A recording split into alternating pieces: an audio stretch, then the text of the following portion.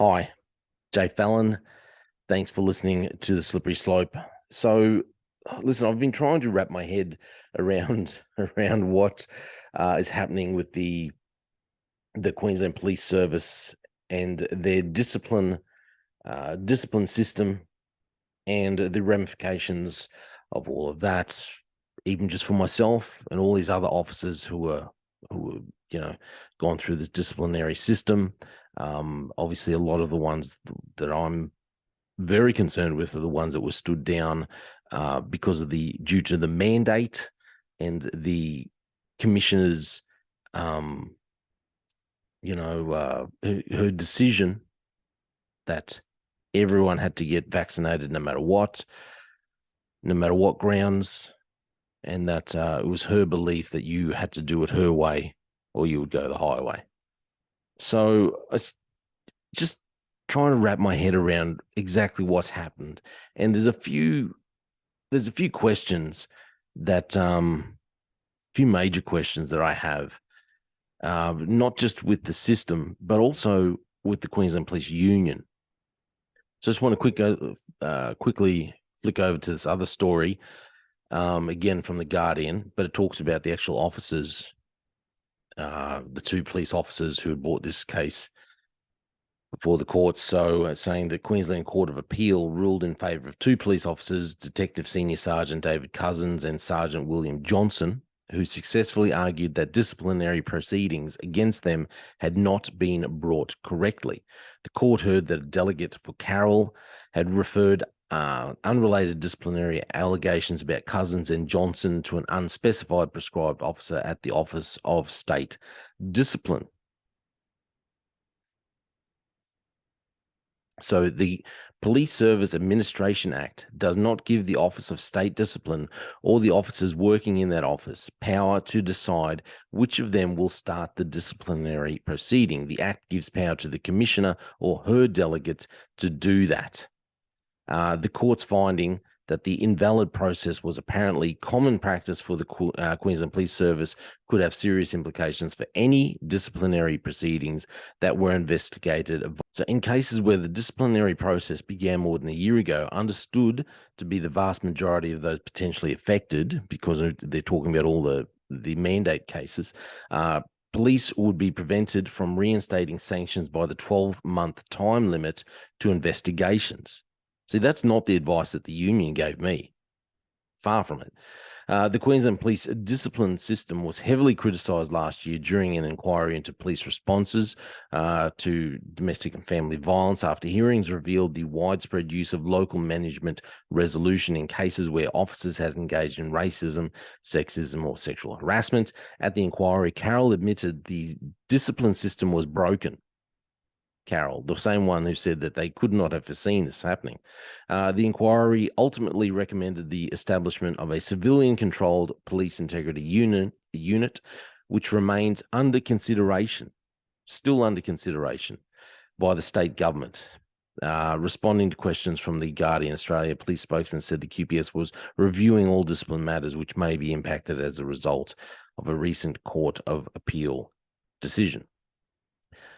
Listen, my main question here is they seem to have known that this could be a possible outcome. They decided to go ahead with discipline action against all the people who decided to stand up against the mandate regardless, and they still went ahead of it. They still went ahead with disciplinary action. But there's a question here to be asked about the Queensland Police Union and what their role is on all of this, because they were there supporting Johnson and Cousins. Now, and as far as I know, they were a part of the group that were raising questions about the legitimacy of the discipline action and this prescribed officer that they're talking about. So they had raised these concerns as well. And yet I don't know of any time when they were advising officers who were involved with the Charlie Victor mandate. I don't know of any time, and please tell me if you're watching this and you were advised of this. I don't know of any time when the union advised that this could be a possible outcome, that this discipline action could possibly not even be lawful, not even continue to stand. I was actually advised that just before I resigned that if I didn't resign soon, that a lot of officers were being given notices that they'd be losing their jobs, they were being sacked, and that it was all happening very quickly, and that I'd be able to expect a notice to say that I'd be losing my job soon, unless I want to take the option of just resigning ahead of receiving that notice. And yet at the same time, they were supporting Johnson and Cousins in their argument that the whole process was invalid. To me, it doesn't make sense. Where were the union in all of this? Why were they advising and helping Johnson and Cousins fight against the discipline system? And yet they were not, as far as I know, please, advise me if I'm wrong here, but they weren't advising anyone else that this was a possibility, that the whole discipline system was going to be invalid anyway. I never received any advice like that. Did anyone else out there? What did the Queensland Police Union know, and why weren't they advising everyone the same? Why were they standing up with Johnson and Cousins? And yet when it came to the mandate, they did not seem to be taking the same stand for people who were standing up against the mandate. Why did they only choose those two to stand up with? To me, this just shows the ineptitude of the Queensland Police Service leadership, of Carol definitely, and the leadership team that she surrounds herself with.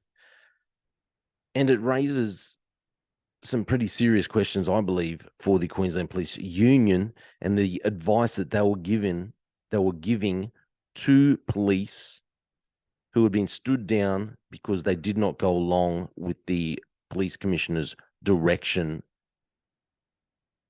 for the mandate, for the Charlie Victor mandate.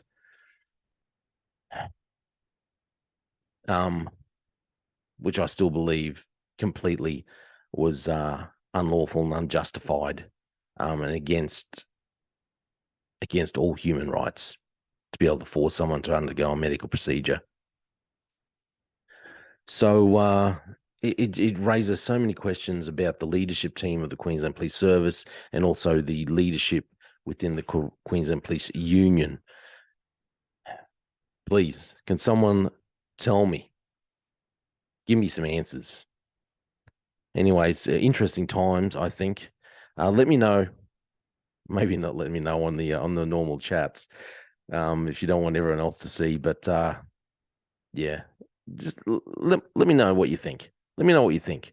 Do the Queensland Police Union have more to answer here? Should they be answering more from the media, from their members? The Queensland Police Service leadership, should they be answering more questions about their decision making? And should Katarina Carroll lose her job? Serious question. I'm not just putting it out there for laughs, for giggles. I believe she should lose her job. Let's start the movement. See her lose her job. She is inept. She surrounded herself with inept people. She should lose her job. It's my opinion. A lot more questions. If you've got some answers, let me know. That's my opinion. Thank you for listening to The Slippery Slope.